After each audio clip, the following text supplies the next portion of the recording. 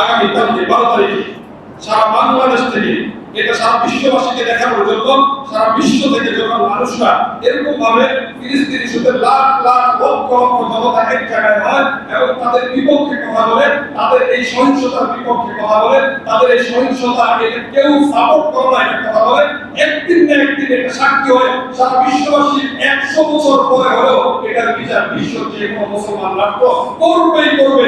সেই ধারাবাহিকতার লক্ষ্যে বাংলাদেশের সকল ওলামায়ে সকল ঘটনা আহলে হাদিস বলেন, জামাত বলেন, কওমি বলেন, প্রবাসী বলেন, চরমনাই বলেন, সকল ঘটনা সকল ওলামায়ে কেরাম আগামীকালকে ডাক দিয়েছেন 12 তারিখ যে গাজা মাস হিসেবে সকল মুসলমানদেরকে ঢাকায় একটা সমারোহ উদ্যানে সকলকে একত্রিত হওয়ার জন্য, সাক্ষীর জন্য আল্লাহ কিছু করতে পারেনি। সারা বিশ্বের মুসলমানরা যেভাবে একত্রিত হয়ে এক হয়েছে ফিলিস্তিনি ইস্যুতে, আমরা বাংলাদেশের মুসলমানও এক হওয়ার জন্য প্রস্তুত আছি ইনশাআল্লাহ।